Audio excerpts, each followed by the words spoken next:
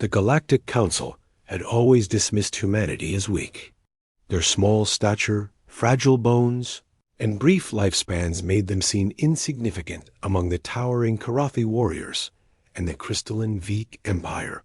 For 3 centuries, humans served as merchants, diplomats, and scholars, never warriors. The galaxy learned to ignore them. Captain Miller stood on the bridge of the research vessel Odyssey, watching the ancient structure drift through space. The Temple of Echoes had been discovered only weeks ago, a massive construct older than any known civilization. Its dark metal surface bore symbols that hurt to look at directly, and energy readings suggested technology beyond current understanding. "Archaeology team is ready for deployment," reported Lieutenant Hayes, her voice steady despite the unease radiating from the crew. "The Karathi expedition arrived yesterday, but they haven't attempted entry yet." Miller nodded, studying the temple through the viewport. The Karathi warship Bloodclaw hung nearby, its crimson hull bristling with weapons. Commander Gorthic had made his intentions clear. The temple's secrets would belong to the strongest. "Race in the galaxy." Dr. Ross emerged from the lift, clutching his translation tablet. "Captain, I've made progress on the inscriptions. They're not decorative, they're warnings. Something about guardians and trials of worthiness." "Worthiness for what?" Miller asked. "I'm not certain, but the phrase 'warrior's rest' appears repeatedly. And there's something else, references to a door that must never be opened." The communication array crackled to life. Gorthic's voice boomed through the speakers, his translator rendering his growls into harsh English.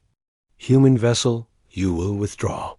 The Karathi claim this temple by right of strength." Miller activated the response channel. "Commander Gorthic, this is a joint archaeological mission sanctioned by the Council. We have equal claim to study the structure." "Equal?" Gorthic's laugh was like grinding stone. "Your species cannot even lift our ceremonial weapons. You are prey animals pretending to be predators. Withdraw, or we will remove you." The channel went dead. Miller turned to his tactical officer. "Lieutenant Park, what's our defensive capability?" Park's expression was grim. "Against a Karathi battlecruiser? We have mining lasers and cargo bay shields. They have plasma cannons that can crack moons."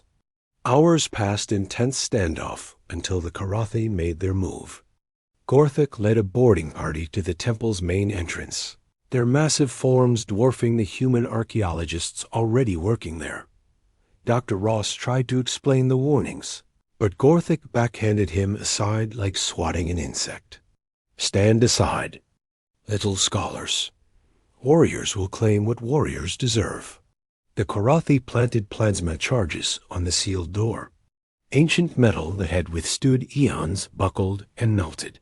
As the smoke cleared, a corridor stretched into darkness beyond. Strange symbols pulsed along the walls, growing brighter as the intruders advanced. Miller and his team followed at a distance, watching through their helmet cameras as the Karathi pressed deeper.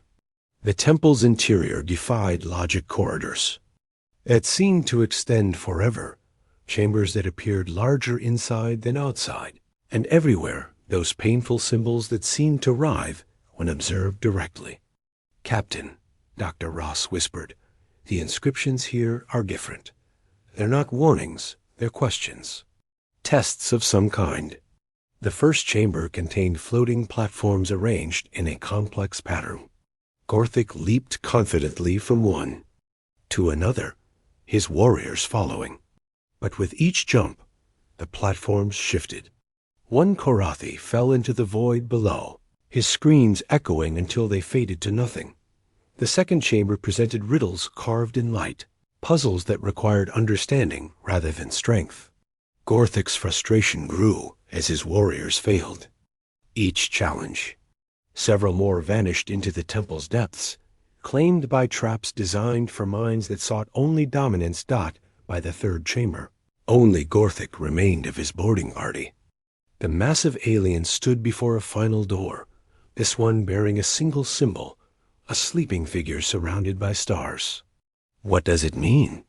He demanded, grabbing Dr. Ross. The human scholar's voice was barely a whisper. It says, "Here rest those who fight only when all else fails. Here sleep the guardians of the galaxy's peace." Gorthic's roar shook the chamber. Guardians? Humans? Impossible. He raised his weapon to destroy the door. The symbol suddenly blazed with light. The temperature dropped, and the air itself seemed to thicken. From the walls came a sound like breathing slow, deep, and patient. The door began to open. What emerged was not what anyone expected. The figure was human in form, but changed. Its eyes held the depth of stellar nurseries, and its movements carried the weight of millennia. Behind it came others, hundreds of them, each bearing the same transformed presence. Who disturbs our rest? The voice came from everywhere and nowhere, patient but tinged with ancient weariness. Gorthic raised his weapon, but it crumbled to dust in his hands.